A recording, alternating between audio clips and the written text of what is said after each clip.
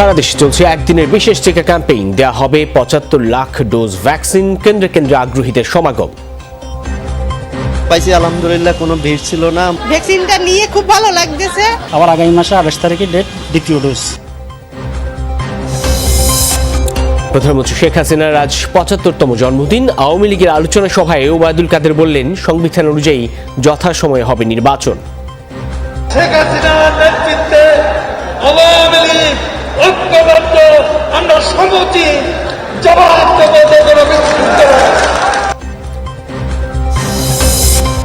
নাশকতার ৫ মামলায় আরও ১ বছরের জামিন পেলেন বিএনপি চেয়ারপারসন। পিছিয়েছে ফখরুলের বিরুদ্ধে অভিযোগ গঠনের শুনানি। নর্থ সাউথ বিশ্ববিদ্যালয়ে প্রধানমন্ত্রীর টিক চিহ্ন জালিয়াতির ঘটনা। এয়ার কমান্ডার আব্দুল সামাদকে গ্রেফতার ও ৬ মাসের মধ্যে মামলা শেষ করার নির্দেশ। রাজধানীর তুরাগ থেকে ভণ্ডপীর আটক। প্রতারণার মাধ্যমে ভক্ত আশেকানদের কাছ থেকে হাতিয়ে নিয়েছে কোটি কোটি টাকা। নির্মাণ শ্রমিক লীগের সহসভাপতি হওয়ার পর থেকে এই চাকরির কথা বললে আমি এটা টাকা পয়সা নিয়ে প্রতারণা করছি। ক্ষুদ্র ও মাঝারি শিল্পের প্রণোদনা ঋণ বিতরণের লক্ষ্য অর্জন নিয়ে শঙ্কা। ব্যাংকের শর্ত পূরণ করাই বিরাট চ্যালেঞ্জ। বিভিন্ন প্রকল্পের খোঁড়াখুঁড়িতে চট্টগ্রামে জনভোগান্তি চরমে। একবার কাটা হলে বছরের পর বছর সংস্কার হয় না সড়ক।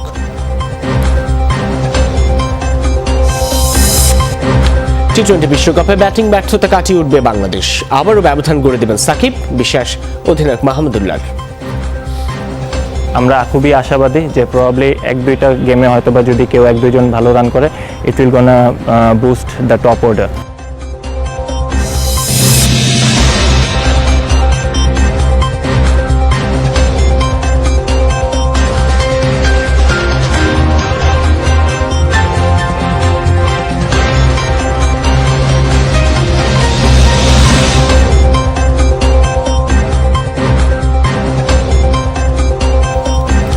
দেখছিলেন শিরোনামগুলো। এছাড়াও দেশ বিদেশের আরো খবর নিয়ে দুপুরে বাংলাদেশে আপনাদের সাথে আছি আমি সাইফুদ্দিন রবিন। এবার জানাবো বিস্তারিত খবর। প্রধানমন্ত্রী শেখ হাসিনার জন্মদিন উপলক্ষে সারা দেশে চলছে একদিনের বিশেষ টিকা ক্যাম্পেইন। সকাল ৯টা থেকে শুরু হয়েছে ভ্যাকসিন প্রদানের কার্যক্রম। এই ক্যাম্পেইনে দেওয়া হচ্ছে সিনোফার্মের টিকা। ঢাকার দক্ষিণ সিটি কর্পোরেশনে ৫৪, উত্তরে ৭৫টি কেন্দ্রে গণটিকা দেওয়া হচ্ছে। এই ক্যাম্পেইনে অগ্রাধিকার পাচ্ছেন ২৫ ঊর্ধ্বরা। তবে যারা এরই মধ্যে নিবন্ধন করেছেন তাদেরকেই আগে SMS দেওয়া হয়েছে। গর্ভবতী এবং দুগ্ধদানকারী মায়েদের এই ক্যাম্পেইনে টিকা দেওয়া হবে না।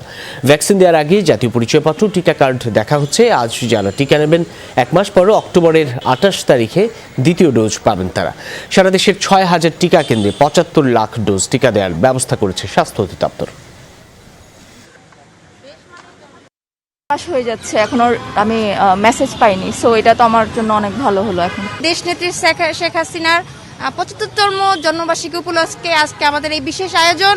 SMS আসে নাই, পরে আমি তো এখানের ভোটার, পরে আসলাম, মানে সিরিয়াল দিয়ে দিতেছে, আমিও দিতেছে। এই যে আসলাম, দিলাম, কোনো ঝামেলা নাই। আলহামদুলিল্লাহ, কোনো ভিড় ছিল না, মানে তাই টিকা দিয়ে আমরা বাসার দিকে ফিরতেছি আর কি। সহকর্মীদের কাছ থেকে জানবো এই টিকা ক্যাম্পেইনের খবর। প্রথমে ধানমন্ডিতে যাচ্ছি নাজমুল হোসেনের কাছে। নাজমুল, বিশেষ টিকাদান কার্যক্রমের সবশেষ খবর জানতে চাই, দেখতে চাই।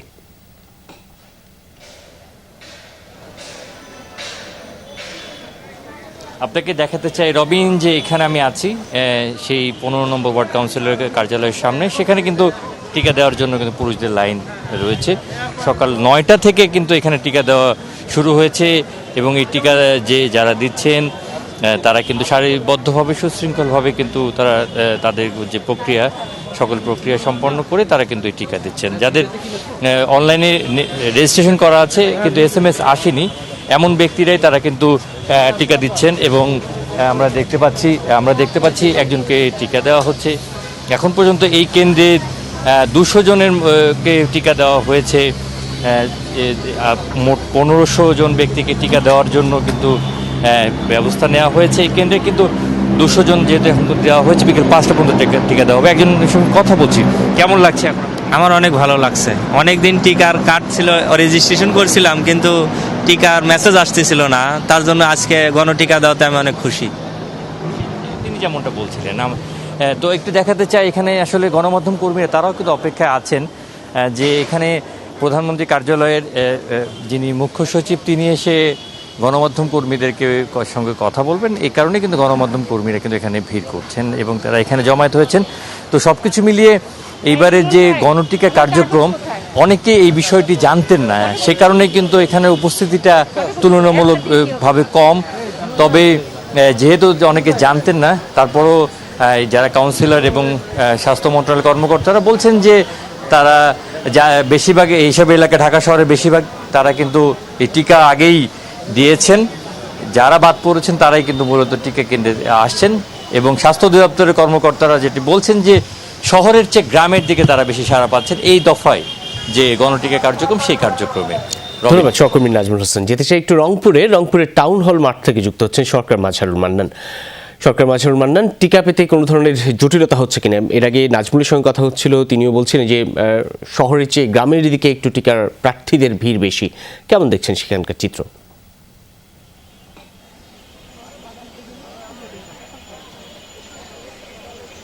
রবিন, আসলে ওরকম জটিলতা এখন পর্যন্ত আমরা রংপুরের যে আমি টিকা কেন্দ্রে আছি সেটি দেখিনি। তবে যেটি জেনেছি যে হচ্ছে অনেকে হয়তো অনেক সকালে এসছেন, কিন্তু অনেক বড় ভিড়ের কারণে ভিড়টা আস্তে আস্তে কমছে, সে কারণে হয়তো একটা বিলম্ব হচ্ছে। তবে যারা টিকাদান কার্যক্রমের সাথে জড়িত আছেন তারা যেটি জানিয়েছেন, তারা কিন্তু সর্বোচ্চ চেষ্টা করছেন যত দ্রুত সম্ভব টিকা নিশ্চিত করা যায় এই কেন্দ্রটিতে। আপনি দেখবেন যে পুরো টাউন হল অর্থাৎ পাবলিক লাইব্রেরি যে মাঠটি আছে, মাঠটি কিন্তু সকাল থেকেই কিন্তু টিকা যারা প্রত্যাশী মানুষজন আছেন তারা কিন্তু রেজিস্ট্রেশন কার্ডটি নিয়ে এসছেন এবং এই রেজিস্ট্রেশন কার্ডে আজকে যেটি সুবিধা দেওয়া হয়েছে, SMS না থাকলেও কিন্তু শুধু রেজিস্ট্রেশন কার্ডটি দেখানো হলেই কিন্তু তাদেরকে টিকা দেওয়া হচ্ছে। অনেকে আবার এসছেন যে তারা রেজিস্ট্রেশন করেননি, তারপরেও তারা এসছেন কিন্তু তাদেরকে দেওয়া হচ্ছে না। একটি বিষয় হচ্ছে যে আজ রংপুর সিটি কর্পোরেশনের মাননীয় মেয়র যেটি জানিয়েছেন যে রংপুরের যে 66টি কেন্দ্র আছে 33টি ওয়ার্ডে 2টো করে কেন্দ্র করা হয়েছে এবং প্রত্যেকটি কেন্দ্রে 500 করে দেওয়া হবে এই বিশেষ টিকা দিবসে। এবং তার ভাষায় যে 33,000 মানুষকে আজকে এই যে কোনোভাবেই হোক তারা টিকার আওতায় আনবেন। এর বাইরে রংপুরের যে বিভাগীয় স্বাস্থ্য পরিচালক আছেন ডাক্তার মোতাহারুল ইসলাম, তিনি যেটি জানিয়েছেন যে 531টি ইউনিয়নে একযোগে এই কার্যক্রমটি সকাল 9টায় শুরু হয়েছে এবং সব মিলে ইউনিয়নগুলোতে 1500 করে জনকে দেয়া হবে এই টিকা। এবং তিনি যেটি জানিয়েছেন যদি সেটি দিতে রাত 10টা অবধিও বাজে তারপরেও কিন্তু সেখানে আসবেন এবং তাদেরকে টিকাদান দেওয়া হবে। এবং সব মিলে রংপুর বিভাগে প্রায় 8,29,500 জন মানুষকে আজকে এই টিকা দেওয়ার উদ্যোগ নেওয়া হয়েছে মাননীয় প্রধানমন্ত্রীর যে জন্মদিন উপলক্ষে। ধন্যবাদ সহকর্মী সরকার মাজহারুল মান্নান। সংযুক্ত আরব আমিরাতের সম্মতি না মেলায় বিমানবন্দরে আজও হচ্ছে না PCR টেস্ট, জানিয়েছেন বিমান প্রতিমন্ত্রী মোহাম্মদ মাহবুব আলী। সকালে সাংবাদিকদের এ তথ্য জানান তিনি। বলেন, আরব আমিরাতের মান সম্মতি পাওয়া গেলে RT-PCR টেস্ট শুরু হবে। রোববার বিমানবন্দর কর্তৃপক্ষ জানায় আরব আমিরাতগামী প্রবাসী যাত্রীদের জন্য 12টি ল্যাব বসানো হয়েছে। এতে প্রতিদিন 2 থেকে 3,000 নমুনা পরীক্ষা করা যাবে, তবে নির্ধারণ করা হয়নি পরীক্ষার ফি। কাজকাম করি, ওখান থেকে আসছি বাংলাদেশে ছুটিতে, আসে এখানে আসে বাংলাদেশে আমি আটকে গেছি। এই পর্যন্ত আমি দুবাই যেতে পারছি না। সরাসরি ফ্লাইট এই জন্য নাই যে RT-PCR নাই, সেই জন্য আর কি ফ্লাইট সরাসরি নাই। RT-PCR যখন শুরু হয়ে যাবে তখন এমনিতেই আর ফ্লাইট শিডিউল দিয়ে আশা করতেছি। আজ 28 সেপ্টেম্বর জাতির পিতা বঙ্গবন্ধু শেখ মুজিবুর রহমানের জ্যেষ্ঠ কন্যা প্রধানমন্ত্রী শেখ হাসিনার 75তম জন্মদিন। টানা 3 মেয়াদে প্রধানমন্ত্রী দায়িত্ব পালন করা শেখ হাসিনার হাত ধরেই বদলে যাচ্ছে বাংলাদেশ। সমকালীন রাজনীতির পাশাপাশি দেশের অর্থনৈতিক ও সামাজিক পরিবর্তনে তার চিন্তা চেতনা গুরুত্বপূর্ণ ভূমিকা রাখছে। শৈশব থেকেই তিনি দেখেছেন পিতা বঙ্গবন্ধুর সংগ্রাম। কে জানতো তার জীবনও কাটবে অন্যরকম এক যুদ্ধের মধ্যে দিয়ে। 75-এর 15 আগস্ট বঙ্গবন্ধুকে হত্যার পর বাংলাদেশকে লক্ষ্যচ্যুত করার যে চক্রান্ত তা প্রায় এক হাতেই সামলেছেন শেখ হাসিনা। সব একদিনে হারিয়েছে এরকম কেউ হারাকে আমি কখনো চাই না, কারণ এটা যে কি কষ্টের যন্ত্রণাটা কাউকে বোঝায় বলতে পারবো না। বাবা মা আর স্বজন হারিয়েও মানুষের পাশে থাকার অদম্য শপথ ছিল শেখ হাসিনার। সামরিক আর স্বৈরশাসন থেকে দেশকে মুক্ত করতে রাখেন অনন্য ভূমিকা। সরকার গঠন করেই উন্নয়ন অগ্রযাত্রা আর সুশাসন প্রতিষ্ঠার কাজ শুরু করেন তিনি। ইনডেমনিটি বাতিল করে বঙ্গবন্ধু হত্যার বিচারের পাশাপাশি যুদ্ধাপরাধীদের রায়ও কার্যকর করেন শেখ হাসিনাই। বিডিআর বিদ্রোহ অথবা হেফাজতের ঢাকা দখলের মতো পরিস্থিতি মোকাবেলা করেছেন কঠোর হাতে। একের পর এক ঝড়ঝাপটা সামলে শেখ হাসিনা হয়ে উঠেছেন কালোত্তীর্ণ রাষ্ট্রনায়ক। নিজস্ব অর্থায়নে আমরা এই পদ্মা সেতু নির্মাণ করব। ডিজিটাল বাংলাদেশ, পদ্মা সেতু, বঙ্গবন্ধু স্যাটেলাইট সহ মেগা প্রকল্প বাস্তবায়ন করে দেশকে এগিয়ে নিয়েছেন এক অনন্য উচ্চতায়। লোডশেডিংয়ে জর্জরিত বাংলাদেশ এখন বিদ্যুতে স্বয়ংসম্পূর্ণ। প্রায় প্রতিটি ঘর বিদ্যুতের আলোয় আলোকিত। করোনা মহামারীতে যেখানে বিশ্বের বাঘা বাঘা দেশের অর্থনীতি হুমকির মুখে, সেখানেই শেখ হাসিনার দূরদর্শিতায় আরও মজবুত হয়েছে বাংলাদেশের অর্থনীতি। নানা শঙ্কা দূরে ঠেলে করোনা মোকাবেলা ও টিকা সংগ্রহেও এনেছেন সফলতা।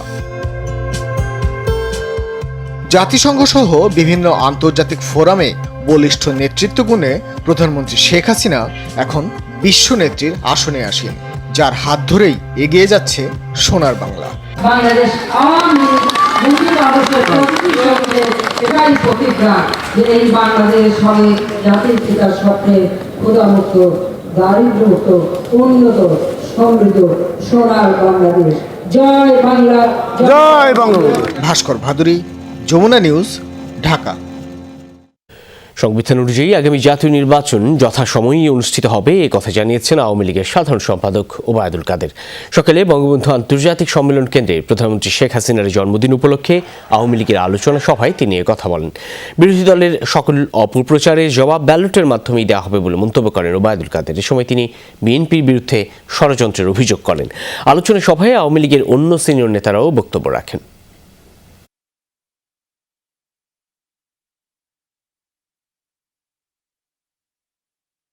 বাংলাদেশেও সময় মতো সংবিধান অনুযায়ী ঠিক সেভাবেই নির্বাচন হবে।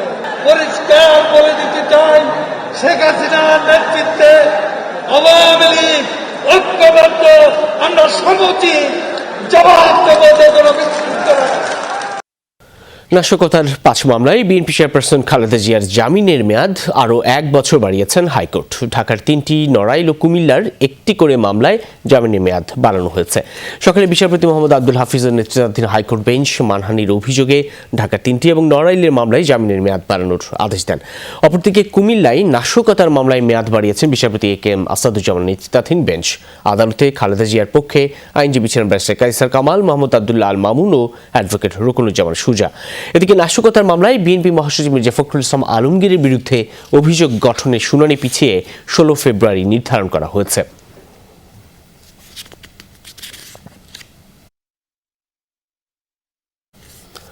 নর্থ সাউথ বিশ্ববিদ্যালয়ের উপাচার্য নিয়োগে প্রধানমন্ত্রীর টিক চিহ্ন জালিয়াতির ঘটনায় এয়ার কমোডোর আব্দুস সামাদ আজাদকে অবিলম্বে গ্রেফতারের নির্দেশ দিয়েছেন হাইকোর্ট। দুপুরে বিচারপতি নজরুল ইসলাম তালুকদারের নেতৃত্বাধীন হাইকোর্টের ভার্চুয়াল বেঞ্চ এই আদেশ দেন। এই মামলার আসামি বিদেশে পালিয়ে থাকলেও রেড অ্যালার্ট জারি করে গ্রেফতারের নির্দেশ দেন আদালত। এ সময় আদালত বলেন, এই ঘটনা সাংঘাতিক ও অবিশ্বাস্য দুর্নীতির নজির।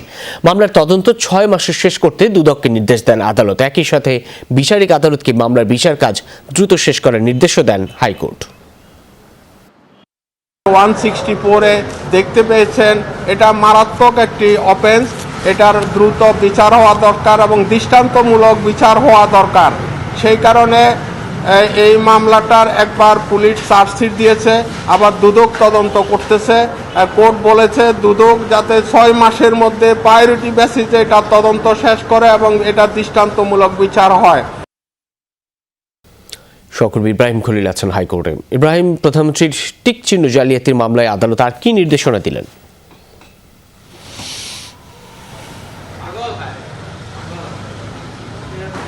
এটি আজকে একটি খুবই গুরুত্বপূর্ণ মামলা হিসেবে আদালত বিবেচনা করেছেন। আদালত যে কথাটি বলেছেন যে প্রধানমন্ত্রী যিনি এই সরকারের প্রধান, তার একটি নির্দেশনা, তার সেই নির্দেশনাকে জালিয়াতি করা এটি সাংঘাতিক রকম একটি অপরাধ, সাংঘাতিক রকম একটি দুর্নীতি এবং এটি আদালত বলেছেন এটি আসলে অবিশ্বাস্য এবং একটি নজিরবিহীন দুর্নীতি।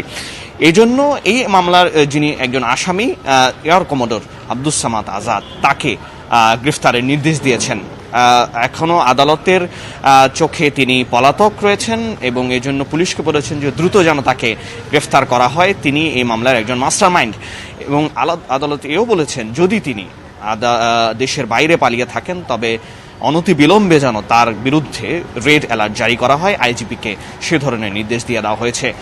একটি গুরুত্বপূর্ণ বিষয় আদালত এখানে তুলে ধরেছেন যে এ ধরনের মামলায় যদি ছাড় দেওয়া হয় তাহলে এটি একটি ভুল বার্তা যাবে। এই জন্য আদালত একটি কঠোর অবস্থান থেকে তাদের যে বক্তব্য সেটি জানিয়েছেন এবং বলেছেন যে দুর্নীতির যে তদন্ত এই মামলায় সেটি যেন 6 মাসের মধ্যে দুদক শেষ করে। পাশাপাশি বিচারিক আদালত এই তদন্ত রিপোর্ট পাওয়ার পর তারাও যেন কোনো প্রকার বিলম্ব না করে এই মামলাটি দ্রুততার সাথে শেষ করেন এবং এই ধরনের হীন অপরাধ যারা করে থাকেন এই শব্দটি উচ্চারণ করেছেন আদালত, তাদেরকে কোনো ধরনের ছাড় দেওয়া হবে না। যেখানে প্রধানমন্ত্রীর টিকচিহ্ন যেখানে জালিয়াতি হয় সেখানে আসলে আর কি বলার থাকে। তো আদালত দ্রুত যে আসামি রয়েছেন এয়ার কমোডর আব্দুল সামাদকে গ্রেফতারের পাশাপাশি এই মামলাটি দ্রুত শেষ করার দিকে বেশি জোর দিয়েছেন। ধন্যবাদ সহকর্মী ইব্রাহিম খলিল। 2021 সালের এসএসসি এবং এইচএসসি পরীক্ষা যথাসময়ে গ্রহণে সব ধরনের প্রস্তুতি নেওয়া আছে বলে জানিয়েছেন শিক্ষামন্ত্রী ডক্টর দীপমণি। প্রধানমন্ত্রীর জন্মদিন উপলক্ষে বৃক্ষরোপণ কর্মসূচির উদ্বোধনীতে তিনি এই কথা জানান। বলেন সকলের সহযোগিতা থাকলে পরীক্ষা গ্রহণে কোনো সমস্যা হবে না। মন্ত্রী বলেন দেশকে যিনি মর্যাদার জায়গায় নিয়ে যাচ্ছেন তাকে সম্মান জানাতে শিক্ষা পরিবার গাছ লাগানোর উদ্যোগ নিয়েছে। এতে শিক্ষার্থীরা গাছের যত্ন ও পরিবেশের সংরক্ষণ করতে শিখবে বলে মনে করেন শিক্ষামন্ত্রী।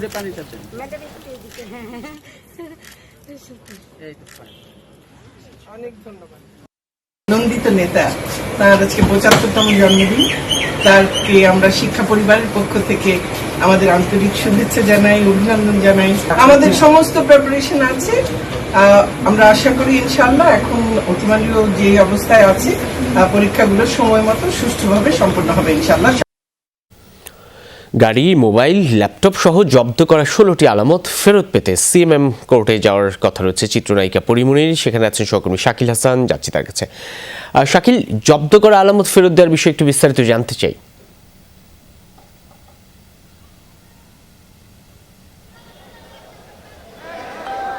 বাংলা চলচ্চিত্রের আলোচিত নায়িকা পরিমণির বাসায় যখন আইনশৃঙ্খলা বাহিনী অভিযান চালিয়েছিল সেই অভিযানের সময় তার বাসা থেকে তার ব্যবহার্য কিছু জিনিসপত্র যেমন ফোন, ল্যাপটপ সহ তার গাড়িও মামলার আলামত হিসাবে জব্দ করেছিল আইনশৃঙ্খলা বাহিনী এবং তারপর যখন তাকে গ্রেপ্তার করে নিয়ে যাওয়া হয় এবং তিনি যখন কারাগারে ছিলেন এবং তারপর তিনি জামিনে আবার কারাগার থেকে বের হয়ে আসেন, এই সময়ের মধ্যে তিনি সেই জব্দ তালিকার সামগ্রীগুলো কিন্তু আইনশৃঙ্খলা রক্ষাকারী বাহিনীর হাতেই ছিল। তিনি জামিনে বের হওয়ার পর তিনি এই বিষয়টি আবেদন করেন তার জব্দ তালিকায় থাকা 16 ধরনের জিনিসপত্র ফেরত পাওয়ার জন্য এবং সে বিষয়ে আজকে সিএমএম কোর্টে এই বিষয়ে শুনানি রয়েছে এবং শুনানিতে পরিমণি নিজে হাজির থাকার কথা রয়েছে এবং সেটি আমরা জেনেছিলাম আইনজীবীদের কাছ থেকে এবং তার মারফত আমরা যে তথ্য পেয়েছি যে তিনি তার বাসা থেকে 12টার দিকে রওনা দিয়েছেন এবং এর মধ্যে তার পৌঁছে যাওয়ার কথা 12টায় এই শুনানি হওয়ার কথা ছিল। যদি এখন পর্যন্ত সিএমএম কোর্টে আদালতে বা আদালত প্রাঙ্গণে নায়িকা পরিমণি হাজির হননি এখন পর্যন্ত, তবে তিনি যে হাজির হবেন এমনটা আমরা জানতে পারছি এবং এখানকার যারা পুলিশ সদস্য রয়েছেন, আইনশৃঙ্খলা বাহিনীর সদস্য রয়েছেন তাদের তৎপরতাও তেমনটি বলছে। ধন্যবাদ সহকর্মী শাকিল হাসান। নির্দলীয় সরকারের অধীনে নির্বাচনে গণ আন্দোলনের হুঁশিয়ারি দিয়েছেন বিএনপি স্থায়ী কমিটির সদস্য ডক্টর খন্দকার মোশাররফ হোসেন। সকালে জাতীয় প্রেস ক্লাবের সামনে কৃষক দলের মানববন্ধনে তিনি হুঁশিয়ারি দেন। বলেন আন্দোলনের মাধ্যমেই সরকারকে বিতাড়িত করা হবে। বর্তমান সরকার দেশ পরিচালনায় ব্যর্থ বলেও মন্তব্য করেন তিনি। বলেন নিত্য প্রয়োজনীয় দ্রব্যের দাম লাগামহীনভাবে বাড়ছে, সাধারণ মানুষের জীবন বিপন্ন বলেও জানান তিনি। সরকারের পতনে সবাইকে ঐক্যবদ্ধ হওয়ার আহ্বান জানান বিএনপির এই শীর্ষ নেতা।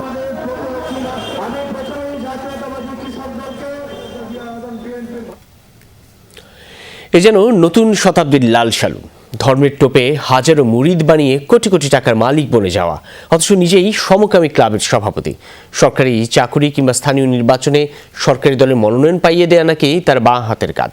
রাজধানী থেকে এমনই এক ভণ্ডপীরকে আটক করেছে গোয়েন্দা পুলিশ। বাকিটা জানাচ্ছেন রিয়াজ রাহান।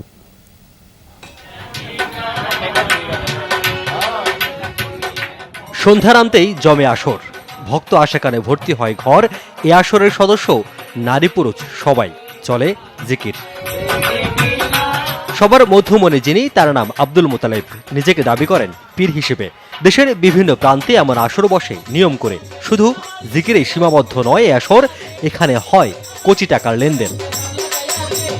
তার সাথে নাকি সরকারের বড় বড় কর্তাদের খাতির আছে বেশ, আর সেই সূত্রেই কাউকে সরকারি চাকরি, কাউকে আবার স্থানীয় নির্বাচনে নৌকা প্রতীক পাইয়ে দিতে পারেন তিনি। এ বাবদ দেয়া অর্থে বর্তমানে কয়েক কোটি টাকার মালিক তিনি। যারা তার টোপ গিলেছেন তাদের অনেকেই সর্বশান্ত হয়েছেন, তবুও চাকরি বা মনোনয়ন কোনোটিই জোটেনি কপালে। 7-8 জন মিলে প্রায় 28 লক্ষ টাকা নিয়েছে। সে বলেছিল প্রাথমিক ও গণশিক্ষা মন্ত্রণালয়ে আমাদেরকে অফিস সহকারী পদে চাকরি দেবে। সে আমাদের বাড়িতে গেল, পীর সাহেব এম এ মুতালিব চিশতি। তো আমার স্টুডেন্ট আছে আর বেশ কিছু লোক আছে, আমরা এরকম 5-7 জন মিলে 30 লক্ষ টাকা দিছি। এই মোতালেব নিজেকে আরও পরিচয় দেন অনুমোদনহীন নির্মাণ শ্রমিক লীগের শীর্ষ নেতা হিসেবে। চড়েন কোটি টাকার গাড়িতে। সম্প্রতি রাজধানীর তুরাগ থেকে তাকে আটক করে গোয়েন্দা পুলিশের গুলশান বিভাগ। নির্মাণ শ্রমিক লীগের সহসভাপতি হওয়ার পর থেকে এই চাকরির কথা বললে আমি এটা টাকা পয়সা নিয়ে প্রতারণা করছি। কর্মকর্তারা জানান, নিজের প্রতারণার কৌশল হিসেবে ক্ষমতাসীন দলের সাইনবোর্ড ব্যবহার করতেন মোতালেব। মুখে ধর্মের কথা বললেও নিজে ঢাকা সমকামী সমিতির সভাপতি। পীরে কালেমের অভিনয় করে, বড় বড় মোনাজাত করে, উরস করে, এটা করে 2টা কারণে। একটা হলো মহিলাদের সাথে অন্তরঙ্গ হওয়ার জন্য, আর তার পরিচিতি আল্লাহ লোক হিসেবে পরিচিতি ছড়িয়ে দেওয়ার জন্য। এই কাজগুলো করার মাধ্যমে সে বিভিন্ন সময়ে জায়গা জমি, সরকারি বিভিন্ন ফ্ল্যাট জনগণের কাছে কম দামে বিক্রি করার কথা বলে বিপুল পরিমাণে টাকা হাতিয়ে নিয়েছে। ধর্মের নামে এমন প্রতারণাকারীদের বিরুদ্ধে আরো কঠোর অভিযান চালানোর কথা জানান গোয়েন্দা পুলিশের শীর্ষ কর্তারা। যেভাবে ভণ্ডপীরা যেটা করে থাকে চেষ্টাই করছে এবং একটা ভুল প্রতারিত হয়েছে, এবং এই প্রতারক চক্রবর্তী আমাদের যারা প্রতারিত হয়েছে তারা যদি প্রতারকের বিরুদ্ধে কোনো অভিযোগ দায়ের করে সেটা আমরা তবে এমন প্রতারকদের কাছ থেকে মানুষকেও আরো সাবধান হওয়া উচিত বলে মনে করেন তারা। রিয়াজ রায়হান, যমুনা নিউজ, ঢাকা। এবার ক্ষুদ্র ও মাঝারি শিল্পে প্রণোদনার ঋণ বিতরণের লক্ষ্য অর্জন নিয়ে শঙ্কা। অর্থ বছরের প্রথম 2 মাসে বিতরণ হয়েছে 400 কোটি টাকা, যা লক্ষ্যমাত্রার মাত্র 2%। উদ্যোক্তারা বলছেন ব্যাংকের শর্ত পূরণ করে তাদের পক্ষে ঋণ নেওয়া কঠিন। যদিও ব্যাংকাররা বলছেন প্রণোদনা হলেও এটা অনুদান নয়, তাই আদায়ের বিষয়টি নিশ্চিত হয়েই ঋণ দিতে হচ্ছে। করোনা মহামারীতে ক্ষতিগ্রস্ত হয়েছে ছোট বড় সব শিল্পই। সবচেয়ে বেশি ক্ষতি হয়েছে ক্ষুদ্র উদ্যোক্তাদের। সেই ক্ষতি এখনও কাটিয়ে উঠতে পারেনি অনেকেই। সংকট কাটাতে প্রণোদনা প্যাকেজ ঘোষণা করে সরকার। স্বল্প সুদের এই ঋণ পেতে ভোগান্তিতে পড়তে হচ্ছে গ্রাহকদের। তাদের দাবি, ব্যাংকের শর্ত পূরণ করে অনেক ছোট উদ্যোক্তার পক্ষেই ঋণ নেওয়া সম্ভব নয়। প্রণোদনাগুলো 4%গুলো আমাদের এসএমই থেকে পাওয়া যাচ্ছে না। যেগুলো শর্তগুলো দিচ্ছে বাংলাদেশ ব্যাংক থেকে, তাকে বলতেছে ফায়ার লাইসেন্স লাগবে, পরিবেশ লাগবে। এই পরিবেশ আর ফায়ার নিতে গেলেই সমস্যাটা হচ্ছে। ঋণ পাওয়ার দরকার যাদের খুব বেশি, যারা এখন খুবই বেশি ক্ষতিগ্রস্ত হয়েছে, কারণ তাদের পুঁজি কম থাকে, তাদের অ্যাবিলিটি কম। যদি আমরা তাদের হাতে এই পুঁজিটা পৌঁছাতে না পারি, তাহলে ছোট ছোট শিল্পগুলো বন্ধ হয়ে যাবে। প্রথম প্যাকেজ পুরোপুরি বাস্তবায়ন করা সম্ভব হয়নি। দ্বিতীয়টি বাস্তবায়ন নিয়েও দেখা দিয়েছে শঙ্কা। 2 মাসে বিতরণ হয়েছে মাত্র 400 কোটি টাকা। ব্যাংকাররা বলছেন সুদের ক্ষেত্রে প্রণোদনা দেয়া হলেও এটি আদায়ে কিছু বিষয় বিবেচনায় নিতে হচ্ছে তাদের। স্টিমুলাস প্যাকেজ অবশ্যই আমরা চেষ্টা করব ক্লায়েন্টদেরকে দেওয়ার জন্য, ক্লায়েন্টদেরকে হেল্প করার জন্য।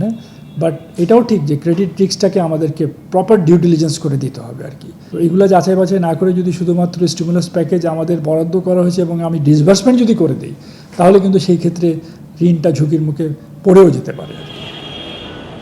বাংলাদেশ ব্যাংক বলছে গতবারের অভিজ্ঞতা কাজে লাগিয়ে ঋণ বিতরণের লক্ষ্য অর্জনের চেষ্টা করছেন তারা।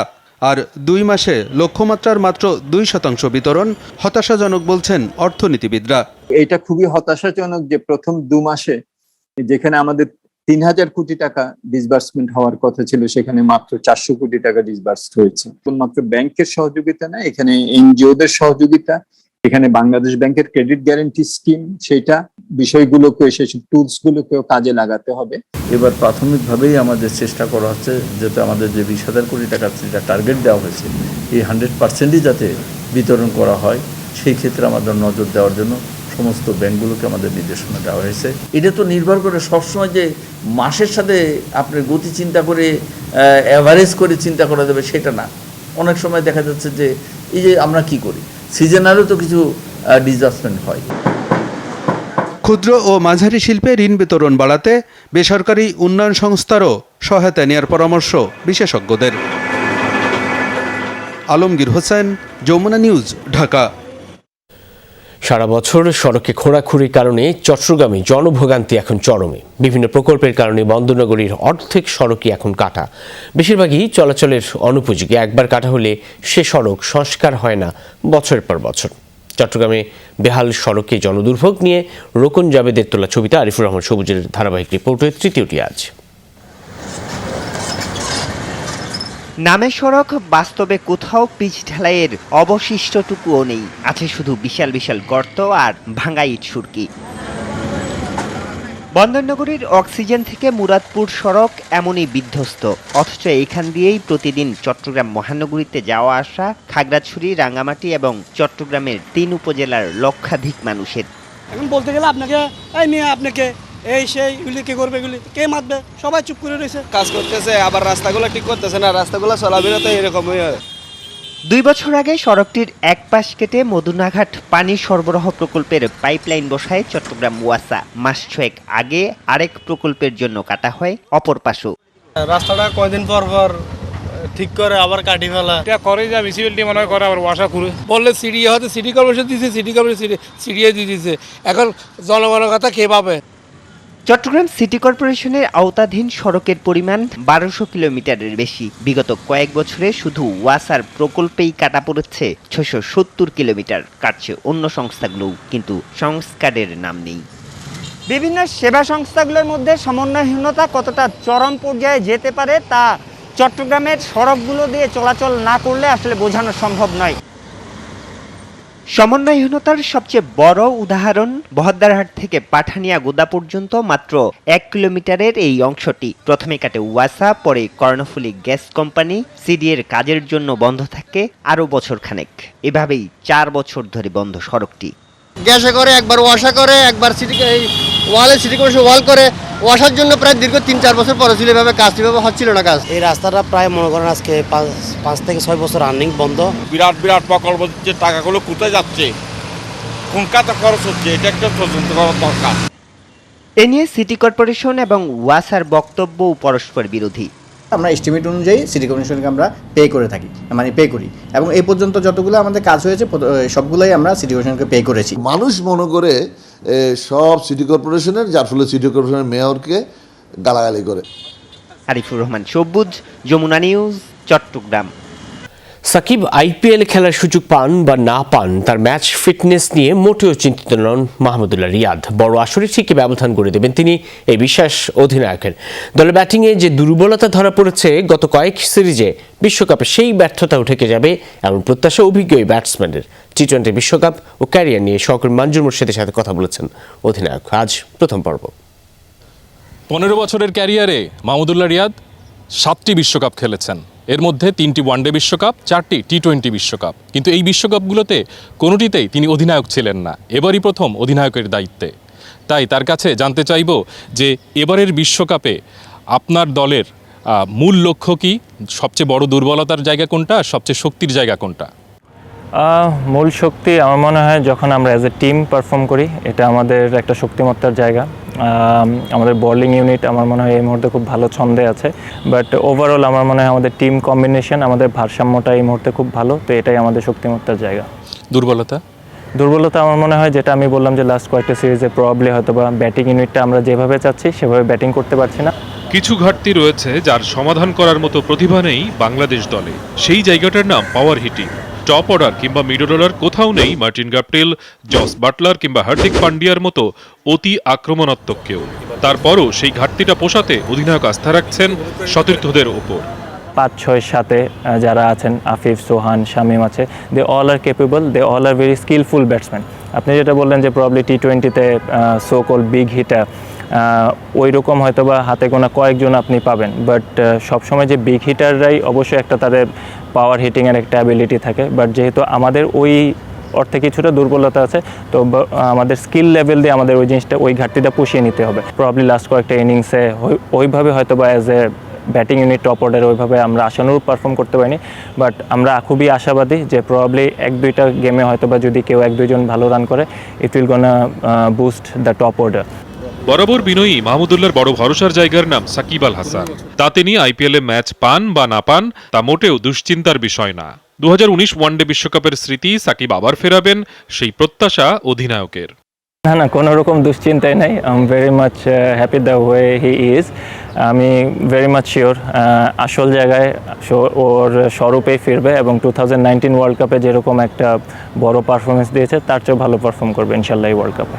ক্যারিয়ারে চড়াই উতরাই কম দেখেননি মাহমুদুল্লাহ, এখন পেয়েছেন সুসময়ের দেখা। সেটা দীর্ঘায়িত করতে দুবাই, আবুধাবিতে দলীয় সাফল্যের বিকল্প নেই। মনজুর মোর্শেদ, যমুনা স্পোর্টস, ঢাকা। হৃদরোগে আক্রান্ত হয়ে হাসপাতালে ভর্তি হয়েছেন পাকিস্তানের সাবেক অধিনায়ক ইনজামামুল হক। সোমবার সন্ধ্যায় হাসপাতালে ভর্তি করা হয় তাকে। ইনজামামের ম্যানেজার গণমাধ্যমকে জানিয়েছেন 3 দিন ধরে বুকে হালকা ব্যথা অনুভব করছিলেন তিনি। সোমবার সন্ধ্যায় হঠাৎ বুকের ব্যথা বেড়ে যাওয়ায় হাসপাতালে ভর্তি করা হয় 51 বছর বয়সী সাবেক ক্রিকেটারকে। পরীক্ষায় হার্টে একটি ব্লক ধরা পড়ে। ইনজামামের অবস্থা আপাতত স্থিতিশীল আছে বলে হাসপাতাল সূত্রে জানানো হয়েছে। পাকিস্তানের সফলতম ক্রিকেট অধিনায়কদের মধ্যে ইনজামাম অন্যতম। ওয়ানডেতে পাকিস্তানের সর্বোচ্চ রানের মালিক তিনি। 375 ম্যাচে তার রান 11,701। এছাড়াও 119 টেস্টে প্রায় 9,000-এর কাছাকাছি রান ইনজামামের। সাফ মিশনে আজ মালদ্বীপ যাত্রা জাতীয় ফুটবল দলের। জামাল ভুঁইয়াদের সপ্তাহখানেকের প্রস্তুতি, নতুন কোচ অস্কার ব্রুজনের তাতেই তুষ্টি। টিম কম্বিনেশনও মন্দ নয় জানিয়ে বললেন, র্যাঙ্কিংয়ে পিছিয়ে থাকলেও শিষ্যদের উপর আস্থা আছে তার। অধিনায়ক জামালের কথা, সাফ ফাইনালে খেলার সামর্থ্য রাখে বাংলাদেশ। এদিকে শেষ দিনে মাঠে এলেও অনুশীলন করেননি এলিট। ফিফা থেকে অনুমতি না মেলায় দলে থাকা হচ্ছে না এলিটা কিংসলের। সাফ শিরোপা জয়ের স্বপ্ন নিয়ে মঙ্গলবার মালদ্বীপ যাচ্ছে জামাল ভুঁইয়ারা। দেশ ছাড়ার আগে তাই প্রথাগতভাবেই শেষবারের মতো গণমাধ্যমের সামনে হাজির হলেন অস্কার ব্রুজন আর লাল সবুজ দলপতি। প্রথম মিশন শুরুর আগে পুরনো কথাই নতুন করে বললেন অস্কার ব্রুজন। জানালেন কদিনের অনুশীলনে নিজের কৌশলটা নাকি সহজেই ধরিয়ে দিতে পেরেছেন নতুন শিষ্যদের।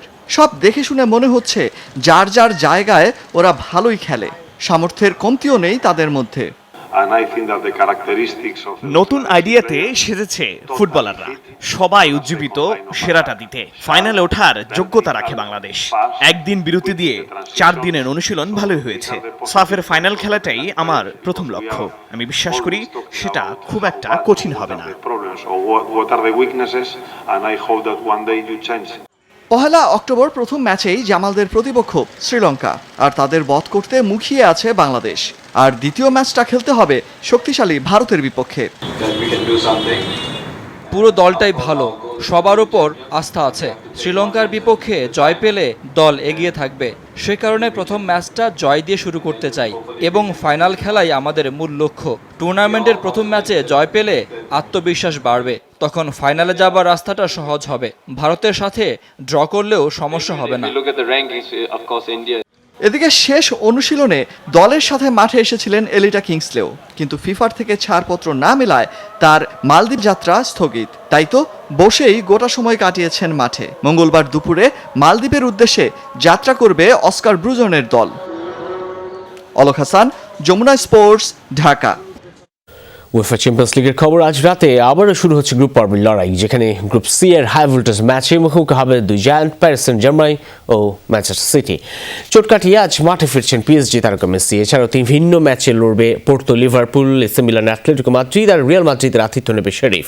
এই 4টি ম্যাচই শুরু হবে রাতে 1টায়। গত 2-3 মৌসুমে পিএসজির জার্সিতে নেইমার এমবাপ্পের রসায়নটা জমেছিল বেশ। কেবল মাঠ নয়, মাঠের বাইরেও দুজনের বন্ধুত্ব গড়ে ওঠায় ফল পাচ্ছিল প্যারিসের ক্লাবটি। তবে লিওনেল মেসির আগমনে ফাটল ধরেছে সেই বন্ধনে। নেইমার মেসির বন্ধুত্বটা বেশি গাঢ় হওয়ায় রসায়নটা কিছুতেই জমছে না এই ত্রয়ীর, বরং নেইমারের সাথে দূরত্ব বেড়েছে এমবাপের। সোমবারের অনুশীলনেও মিলেছে তেমনই ইঙ্গিত। কাগজ কলমে বিশ্বসেরা ত্রয়ী নিয়েও ক্লাব ব্রুগের সাথে ড্র করেছে পিএসজি। এমনকি সবশেষ লিগ ম্যাচে নেইমারের বিরুদ্ধে কোচের কাছে অভিযোগও করেছেন এমবাপে। এমন পরিস্থিতিতে গ্রুপ সি এর বিগ ম্যাচের রাতে ম্যানচেস্টার সিটিকে আতিথ্য দেবে পিএসজি। ইনজুরিতে গত 2 ম্যাচ মিস করলেও সিটির বিপক্ষে মাঠে নামতে প্রস্তুত লিওনেল মেসি। তবে নিষেধাজ্ঞার কারণে এই ম্যাচ মিস করবেন ডি মারিয়া। মেসি সুস্থ হয়ে উঠেছে, সিটির বিপক্ষে স্কোয়াডে থাকবে সে, কিন্তু মেসিও মানুষ, নতুন ক্লাবে মানিয়ে নিতে তাকে সময় দিতে হবে। অন্যদিকে সিটি আছে বেশ ভালো ছন্দে, সেই সাথে পিএসজির সাথে তাদের অতীত রেকর্ডটাও দুর্দান্ত।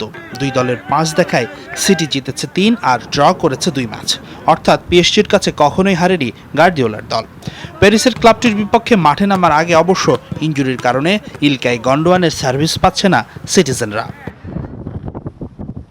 গ্রুপ বি এর ম্যাচে পর্তুগিজ চ্যাম্পিয়ন পোর্তোকে আতিথ্য দেবে লিভারপুল। এই ম্যাচে ফিট ফিরমিনিও আর কেইটাকে পাচ্ছে অলরেডরা। তবে চোটের কারণে স্কোয়াডে রাখা হয়নি আলেকজান্ডার আর্নল্ডকে।